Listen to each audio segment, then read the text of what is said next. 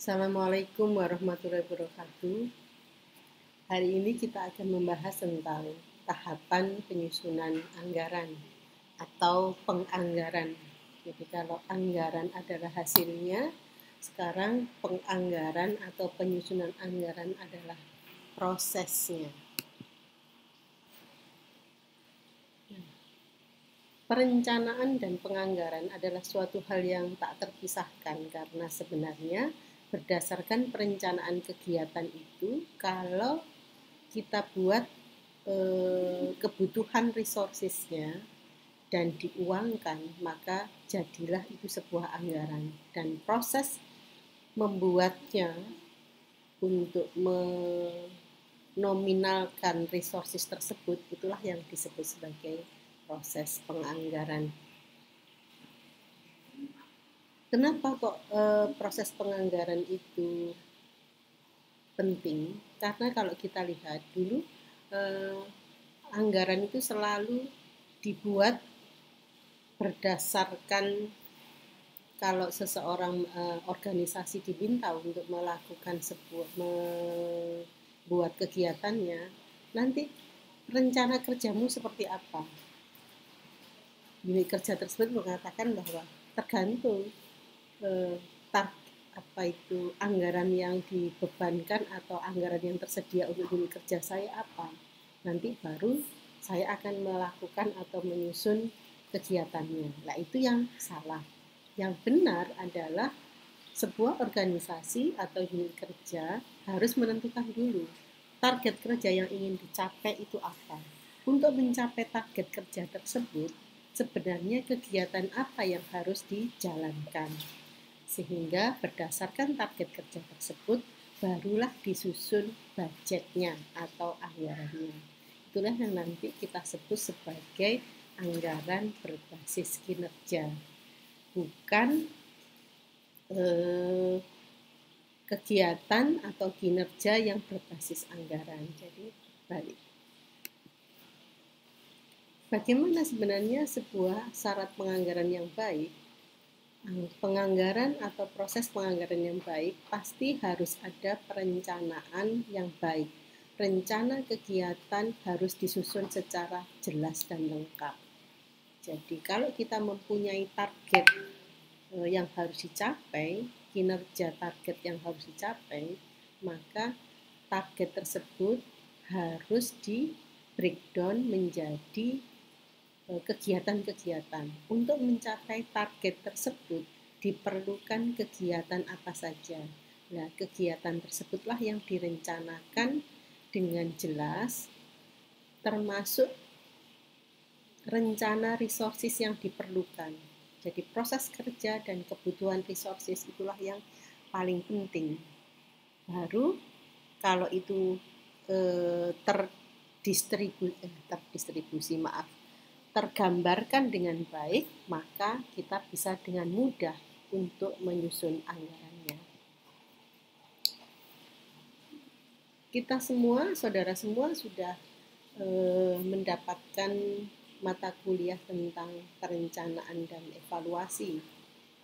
Pada waktu itu pasti saudara sudah melakukan langkah-langkah dalam perencanaan, melakukan analisis situasi, merumuskan masalah utama, menentukan program untuk mengatasi masalah utama, sampai menyusun kegiatan program atau sampai menyusun plan of action.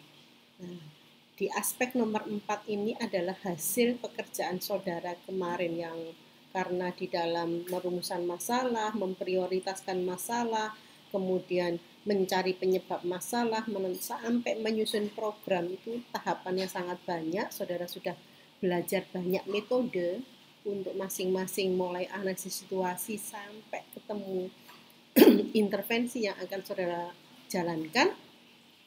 Maka intervensi yang akan saudara jalankan atau kegiatan program itulah yang saudara susun dalam bentuk plan of action.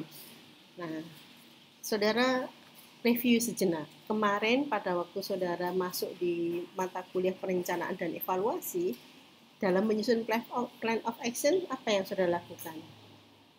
Khususnya dalam membuat rupiahnya. Saya yakin saudara hanya mengira-ngira. Nah, sekarang inilah berdasarkan kegiatan program yang ada, Plan of Action itu, saudara harus menghitung kebutuhan anggaran program. Dengan cara apa? Dengan cara mengidentifikasi resourcesnya. Nanti kita akan belajar untuk menguangkan supaya Plan of Action yang saudara buat itu, anggaran yang ada di situ, tidak mengira-ira, tapi benar-benar sesuai dengan kebutuhan. Jadi, ini adalah proses perencanaannya yang sudah saudara jalankan sampai dengan nomor 4, maka sekarang kita menyusun proses penganggarannya, menghitung kebutuhan anggaran, menganalisis sumber daya, dan menyusun anggaran program. Kita seringkali mendengar keluhan bahwa anggarannya nggak cukup. Kenapa Pak anggaran tidak cukup? Seringkali karena perencanaan bersifat top-down. Jadi unit kerja atau pelaksana program itu tidak diikutsertakan di dalam menyusun anggaran. Karena bersifat top-down, maka pada waktu sampai di lapangan, membuat perencana di atas itu tidak mengerti kebutuhan yang ada di lapangan. Inilah sebabnya seringkali perencanaan operasional tidak cukup. Yang kedua, kalau toh diminta anggaran itu berdasarkan bottom up, kadang-kadang teman-teman di operasional itu tidak pernah melakukan kebutuhan anggaran secara real. Mereka seringkali hanya melihat bahwa anggaran tahun lalu berapa, kemudian membuat atau menaikkan jumlah anggaran itu dengan angka tertentu. Seringkali saya dengar mereka membuat, anggarannya tahun lalu 100 juta, kalau begitu sekarang saya akan menganggarkan 115 juta.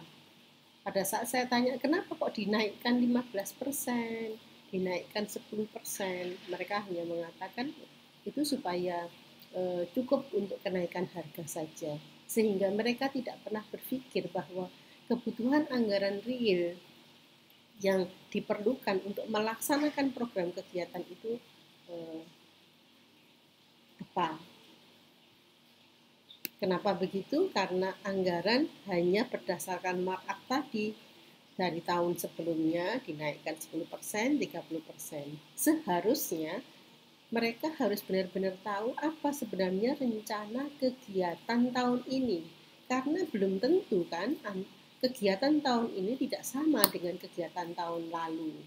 Target tahun ini tidak sama dengan kegiatan target tahun lalu, sehingga haruslah dibuat untuk pencapaian target yang kita tetapkan tahun ini, kita itu harus melakukan kegiatan apa. Baru berdasarkan kegiatan tersebut, rencana kegiatan tersebut, kita menanyakan kembali resources yang dibutuhkan untuk menjalankan kegiatan tersebut itu apa saja dan berapa banyak. Nah, dari sana baru kita bisa menyusun anggaran yang baik. Sekarang kita masuk pada tahapan penyusunan anggaran pada sebuah unit kerja. Organisasi atau sebuah unit kerja tertentu, tahapannya yang harus dilakukan adalah harus mengidentifikasi dulu tugas pokok dan fungsi dari unit kerja tersebut. Karena berdasarkan tugas pokok dan fungsi unit kerja itu, maka akan muncullah target kerja atau target kinerja dari unit kerja. Setelah kita identifikasi tugas pokok dan fungsi, maka kita membuat target dalam bentuk identifikasi program kerja untuk menjalankan tupoksi di atas untuk mencapai target kerja yang ditetapkan. Kemudian berdasarkan program kerja itu kita identifikasi kegiatan atau aktivitas dalam menjalankan program kerja tersebut. Kegiatan atau aktivitas dalam menjalankan program tersebut itu kita identifikasi kebutuhan sumber dayanya. Misalkan kegiatannya salah satunya adalah penyuluhan misalkan. Maka untuk menjalankan penyuluhan itu memerlukan resources apa saja? Apakah memerlukan resources tenaga, tenaganya berapa banyak, siapa, jenisnya, dan seterusnya. Itu yang kita sebut sebagai kebutuhan resources untuk menjalankan aktivitas tersebut. Yang kelima, kita harus memilah atau memisah-misahkan sumber daya berdasarkan jenis biayanya. Apakah sumber daya itu membutuhkan biaya tetap atau membutuhkan biaya variabel. Karena kalau kebutuhannya berdasarkan biaya tetap, maka nanti berbeda penganggarannya dengan cara apabila biayanya adalah biaya variabel. Yang keenam, kita meramalkan jumlah kebutuhan masing-masing sumber daya. Kemudian yang ketujuh, kita ramalkan harga satuan dari masing-masing sumber daya tersebut. Setelah itu baru bisa kita hitung kebutuhan anggaran untuk masing-masing sumber daya, dan apabila kita jumlahkan akan kita dapatkan total anggaran unit kerja tersebut. Baik, kita masuk pada masing-masing tahapan. Untuk tahapan yang pertama, kita identifikasi tugas. Nah, untuk contoh kali ini saya memikirkan bahwa yang kita buat contoh ini adalah sebuah klinik. Jadi kita identifikasi tugas pokok dan fungsi klinik XYZ. Misalkan klinik XYZ ini adalah klinik semacam klinik PLK di UNER. Yang pertama, bahwa tugas klinik tersebut dia punya upaya preventif dan promotif, tapi dia juga punya upaya kuratif. Yang kedua, kita identifikasi program kerjanya. Program kerjanya preventif dan promotif itu dalam bentuk melakukan program seminar insidentil 2 tahun sekali. Kemudian kegiatan rutin berupa upaya preventif dan promotif yang langsung berkaitan dengan pelayanan. Kemudian yang kedua adalah program kuratif. Dalam hal ini programnya adalah dalam bentuk poli umum dan kamar obat. Kemudian identifikasi kegiatan untuk menjalankan program dalam bentuk program preventif dan promotif itu, kegiatan detailnya itu apa sih? Dilakukan seminar gaya hidup sehat, dilakukan sosialisasi ajakan gaya hidup sehat dengan cara penyebaran brosur.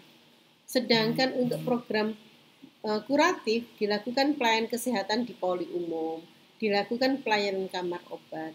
Ini semua adalah kegiatan-kegiatannya. Baik, yang tahap berikutnya, kita identifikasi jenis sumber daya. Untuk tahapan ini, kita hanya mengukur atau akan membuat program yang khususnya bersifat kuratif saja, yaitu pelayanan kesehatan di poli umum. Tidak untuk kegiatan-kegiatan preventif dan promotif. Sehingga yang kita identifikasi jenis sumber daya dan seterusnya ini adalah jenis sumber daya untuk kegiatan yang kuratif.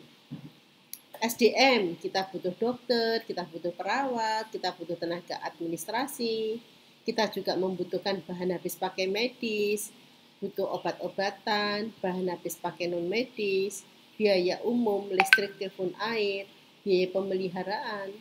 Ini adalah jenis sumber dayanya. Kemudian kita pilih sumber dayanya, mana yang merupakan biaya tetap dan mana yang merupakan biaya variabel.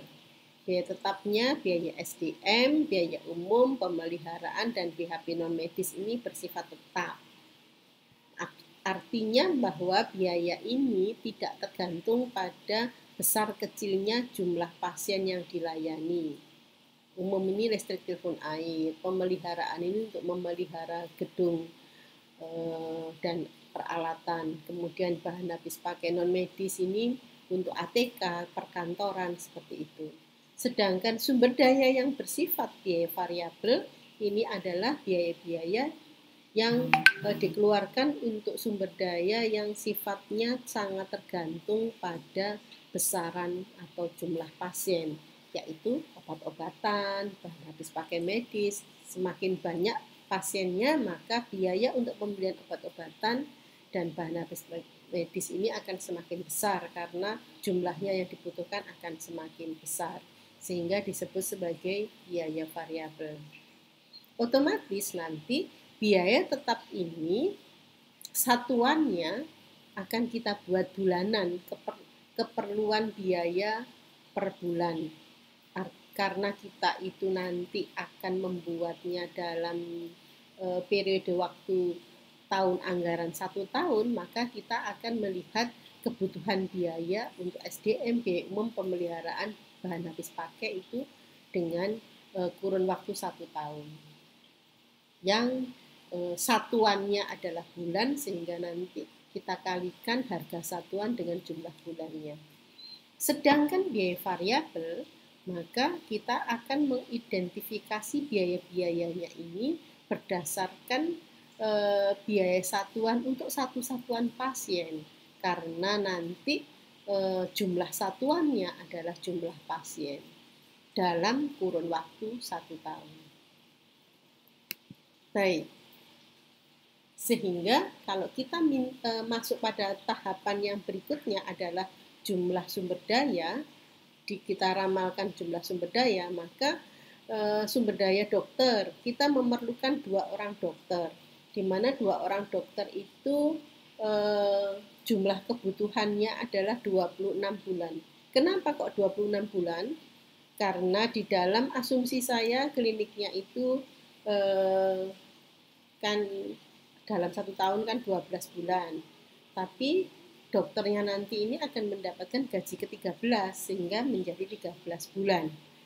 2 orang dokter berarti 2 kali 13 menjadi 26 bulan. Perawat juga demikian 26 bulan. Asisten apoteker 26 bulan. Tenaga administrasi karena 5 orang berarti 5 kali 13 menjadi 65 orang. Sedangkan listrik, telepon, air, biaya pemeliharaan, bahan habis pakai medis sama, karena dikeluarkan dalam kurun waktu 1 tahun maka dikeluarkan bulanan menjadi 12 bulan. Obat-obatan karena jumlah target pasiennya 1.260 pasien, maka ketemulah di sini 1.260 pasien. Sedangkan bahan habis pakai kita asumsikan jumlahnya sama dengan jumlah pasien yang mendapatkan tindakan sederhana. Jadi dari 1.260 pasien yang datang, ternyata yang memerlukan tindakan sederhana itu adalah 10%-nya, sehingga memerlukan tambahan bahan habis pakai medis sebanyak 10% dari 1.260, ketemulah 126 pasien. Sedangkan yang berikutnya kita ramalkan harga satuan sumber daya, gaji dokternya 5 juta, gaji perawatnya 3 juta, dan seterusnya, biaya listrik, telepon, air tiap bulannya 10 juta, dan seterusnya. Kemudian obat-obatan per pasien rata-rata habis 12.500, sedangkan bahan habis pakai medis pasien rata-rata adalah 15.000. Sehingga berdasarkan informasi tersebut maka kita akan masuk pada komponen anggaran program kuratif. Kita hitung jumlah kebutuhan SDM yaitu 26 bulan, harga satuannya 5 juta, sehingga ini kita kalikan. Demikian juga untuk masing-masing unsur. Kemudian setelah itu kita jumlahkan ke bawah, maka ini adalah ketemu total anggaran program kuratif. Sampai di sini berarti kita sudah mempraktekkan bagaimana cara untuk menyusun anggaran biaya. Jadi ini adalah anggaran biaya program di klinik XIZ khususnya untuk program kuratif dalam jangka waktu 1 tahun. Itu yang bisa saya sampaikan. Nanti saudara semua harus membuat sebuah program untuk disusun anggarannya. Yang pertama kali harus saudara lakukan itu adalah membuat rencana program tersebut terlebih dahulu. Nanti secara detailnya akan kita diskusikan di kelas supaya menjadi lebih enak di dalam menjelaskannya. Pada saat tatap muka via Zoom nanti kita akan mendiskusikan itu. Itu yang bisa saya sampaikan. Terima kasih. Tetap semangat, stay safe, and keep healthy. Terima kasih. Assalamualaikum.